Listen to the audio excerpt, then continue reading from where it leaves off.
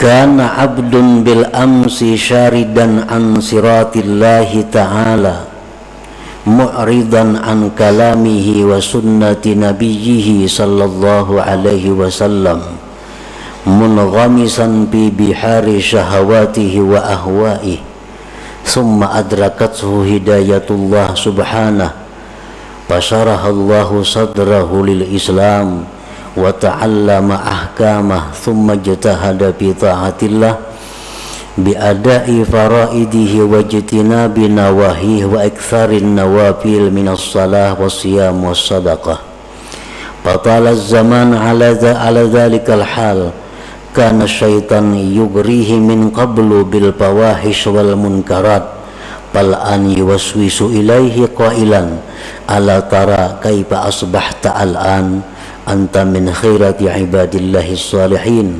tata'allamu ahkamahu wa tuaddi faraidahu wa tajtanibu nawahiyahu wa tuksirun nawafil wa tashabul ulama qad asbahta min awliyaillahil muqarrabin. Fa idza rakana ila hadzal waswas wa tasharraba hadzal iha ila al-yaqin min nafsihi ada ila aqbaha mimma kana alaihi sabiqa. Adalah seorang hamba yang dulunya hamba ini lari menyimpang dari jalan Allah, berpaling dari kalam Allah dan sunnah Nabi sallallahu alaihi wasallam. Seorang hamba ini tenggelam dalam lautan syahwat dan hawa nafsunya. Jadi seorang manusia yang dahulunya ingkar kepada Allah, yang dahulunya manusia ini mementingkan syahwat dan hawa nafsunya, tidak peduli hukum Allah, tidak peduli halal haram. Nah, kemudian si hamba ini diberi hidayah oleh Allah, diberi petunjuk, maka Allah bukakan hatinya untuk Islam, maka dia belajarlah hukum-hukum agama. Dia kemudian bersungguh-sungguh taat kepada Allah dengan menunaikan kefarduannya, menjauhi larangan-larangan Allah, memperbanyak sunat-sunat dari sembahyang, puasa dan sedekah.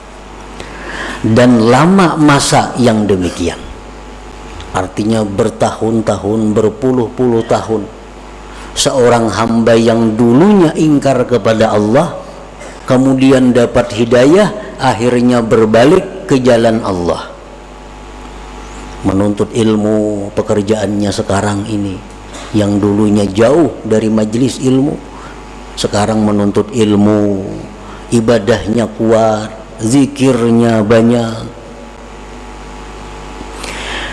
Adalah syaitan dahulunya menggoda ini hamba dengan kejahatan-kejahatan dan munkar. Dahulunya si hamba ini kawan syaitan, diajak syaitan berbuat maksiat, mau. Diajak syaitan berbuat kejahatan, mau. Setelah dapat hidayah Allah, maka hamba ini telah berbalik menjadi hamba yang taat, tekun ibadahnya.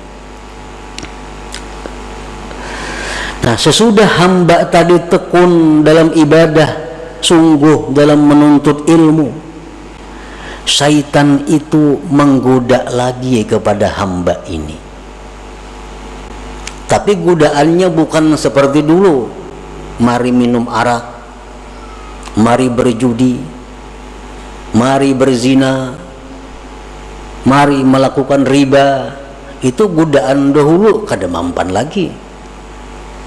Karena ini orang sudah dapat hidayah dari Allah, sudah menuntut ilmu, sudah rajin ibadah. Nah, syaitan itu menggoda dia Dengan apa godaan syaitan? Ala tara kaifa asbahta al'an. Oh si fulan, ya syaitan, apakah tidak kau lihat diri engkau sekarang ini? Engkau sekarang termasuk hamba Allah yang pilihan. Nah, engkau sekarang sudah masuk dalam hamba Allah yang pilihan. Engkau belajar hukum Allah, engkau menunaikan keparduan, engkau sudah menjauhi larangan, engkau sudah banyak melakukan yang sunat-sunat, engkau sudah dekat dengan para ulama-ulama. Sekarang engkau, ujar syaitan, termasuk aulia Allah al-muqarrabin. Sekarang engkau wali. Dahulu ikan buntat, sekarang engkau wali. Ibadah engkau luar biasa, menuntut ilmu siang malam. Jadi engkau sekarang ini, ujar syaitan, sudah menjadi waliullah, sudah menjadi wali Allah.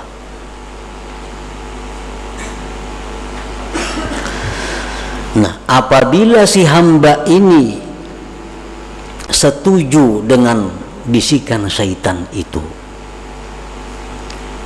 ya syaitan ikam ni wali, diterimanya itu, oh, cocok aja aku wali, soalnya wah ini aku sudah belajar siang malam, zikir 10.000, salawat 10.000, cocok aja aku wali.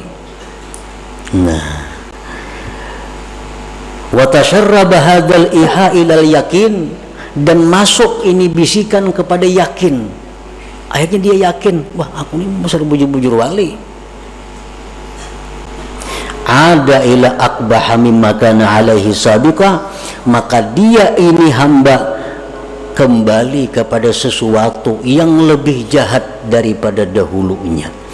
Nah, lebih jahat daripada dahulunya di sisi Allah Subhanahu wa ta'ala tentunya. Nah, jadi artinya kalau kita dahulu banyak maksiat kepada Allah, dahulu kita ingkar dengan hukum Allah, sekarang dapat hidayah, menuntut ilmu, banyak zikir, banyak amal. Setelah itu kita merasa bahwa diri kita ini adalah kekasih Allah, diri kita ini orang yang dekat kepada Allah, kita meyakini demikian. Nah, kita sebenarnya lebih jahat kedudukannya di sisi Allah daripada kelakuan kita yang dahulu kala yang suka maksiat itu. Itulah yang dikhawatirkan oleh Rasulullah sallallahu alaihi wasallam. Dalam sebuah hadis beliau bersabda, "Lau lam tuznibu la khasyitu alaikum ma huwa akbaru min dzalik al-ujubu al-ujubu." Ujar Nabi, andai kata kalian itu tidak berbuat dosa sama sekali, aku sungguh takut kepada kalian akan jatuh dalam dosa yang lebih besar, yaitu dosa sifat ujub. Dosa sifat ujub tadi.